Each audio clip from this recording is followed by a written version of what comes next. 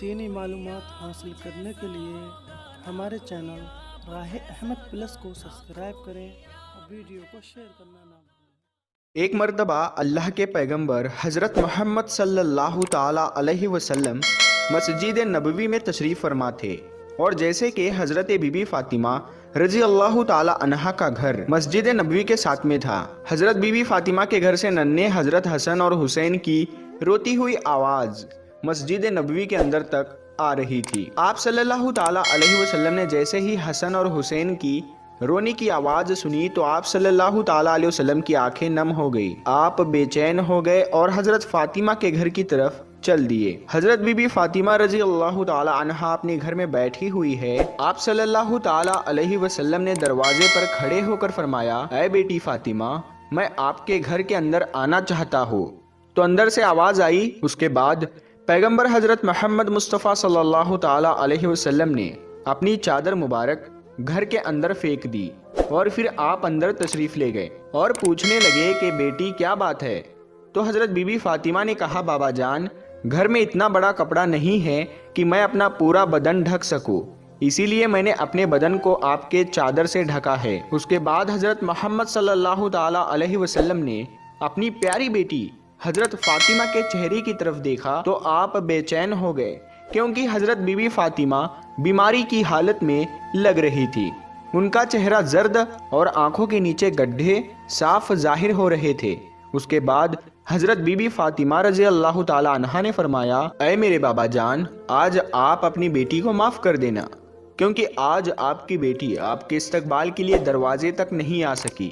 کئی دنوں سے لگاتار بھوکا رہنے کی وجہ سے آپ کی بیٹی کا جسم اتنا کمزور ہو چکا تھا کہ ابھی وہ اٹھنے کے قابل بھی نہیں ہے۔ تو یہ سن کر پیغمبر حضرت محمد صلی اللہ تعالی علیہ وسلم کی آنکھوں میں آنسو آ گئے۔ اس کے بعد حضرت بی بی فاطمہ نے فرمایا، بابا جان، حکم فرمائیے۔ اللہ کے رسول صلی اللہ تعالی علیہ وسلم نے فرمایا، اے فاطمہ، میں مسجد میں تھا اور مسجد کے اندر بار بار حسن اور حسین کے رونے کی آواز آ رہی تھی۔ حسن اور حسین کی رونے کی آواز نے مجھے بے چین کر دیا، اسی لیے میں تمہارے گھر آ پہنچا۔ اے فاطمہ، ننھے حسن اور حسین کیوں رو رہے ہیں؟ حضرت فاطمہ نے فرمایا، بابا جان، 2 دنوں سے حسن اور حسین نے کچھ بھی نہیں کھایا ہے۔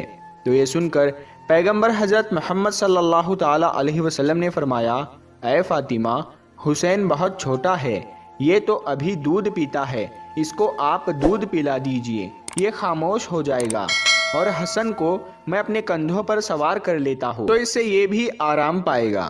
پیارے دوستو، بات جب یہاں تک آ پہنچی تو حضرت بی بی فاطمہ رضی اللہ تعالی عنہا زاروں قطار رونے لگی۔ تو اللہ کے رسول صلی اللہ تعالی علیہ وسلم نے فرمایا، اے فاطمہ، اب کیوں رو رہی ہو؟ تو حضرت بی بی فاطمہ نے فرمایا، بابا جان، مسلسل فاقوں کی وجہ سے میرا دودھ بھی خشک ہو چکا ہے، میں ننھے حسین کو اپنا دودھ بھی کیسے پلاؤں؟ بس جیسے ہی اللہ کے رسول صلی اللہ تعالی علیہ وسلم نے اپنی بیٹی سے یہ سنا تو حسین کو اپنی گود میں اٹھا لیا اور اپنی مبارک زبان کو حسین کو چسانا شروع کر دیا۔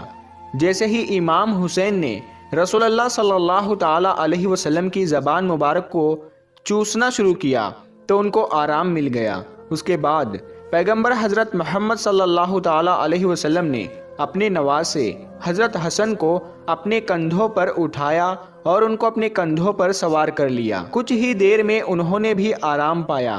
اتنے میں بھی مسجد نبوی سے اذان کی آواز گونجنے لگی۔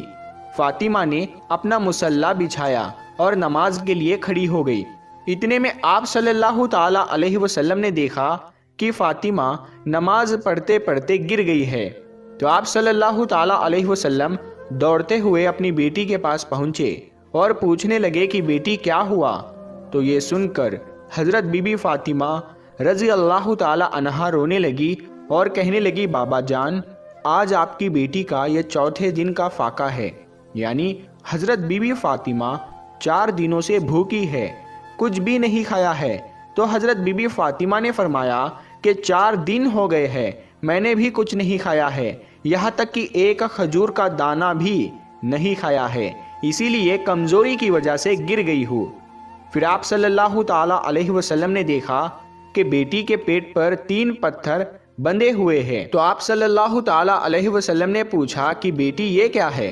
तो हजरत बीबी फातिमा रजी अल्लाह ताला अन्हा ने फरमाया, बाबा जान, आज आपकी बेटी का चौथे दिन का फाका है और हर दिन के एतबार से मैंने अपने पेट पर एक पत्थर बांधा है। पहले दिन जब मैं भूखी रही तो मैंने अपने पेट पर एक पत्थर बांध लिया, फिर दूसरे दिन दूसरा पत्थर बांध लिया और फिर तीसरे दिन का तीसरा पत्थर भी बांध लिया। या रसूलल्लाह सल्लल्लाहु ताला अलैहि वसल्लम, इस तरह से मैंने 3 दिन से 3 पत्थर अपने पेट पर बांध लिए हैं। तो ये सुनकर अल्लाह के पैगंबर हजरत मोहम्मद मुस्तफ़ा सल्लल्लाहु ताला अलैहि वसल्लम ने फरमाया, ए बेटी अपना मुसल्ला उठा। हजरत फातिमा ने अपना मुसल्ला उठाया तो देखा कि नीचे सोने का ढेर लगा हुआ है। आप फरमाने लगे, बेटी जितना चाहे उतना उठा लो, मगर कल कयामत के दिन इसका हिसाब देना होगा। तो ये सुनकर हजरत फातिमा ने उस सोने के ढेर पर थूक कर अपना मुसल्ला रख दिया। ये देखकर अल्लाह के पैगंबर हजरत मोहम्मद सल्लल्लाहु ताला अलैहि वसल्लम ने अपना मुबारक हाथ अपनी बेटी के सर पर रखा और फरमाने लगे, ए बेटी फातिमा, तुम्हारा ये सब्र ता कयामत तक याद रखा जाएगा। तुम्हारा शोहर अली इस्लाम की तबलीग के लिए अल्लाह पाक की किताब कुरान शरीफ को मुख्तलिफ इलाकों में पहुंचाने के लिए इधर से उधर घूम रहा है। उसके नतीजे में खानदान नबी के चूल्हे ठंडे पड़ गए हैं। ऐ बेटी फातिमा, सब्र करो, अल्लाह सब्र करने वालों के साथ है। दोस्तों, उसके बाद दीनी मालूमात हासिल करने के लिए हमारे चैनल राहे अहमद प्लस को सब्सक्राइब करें और वीडियो को शेयर करें।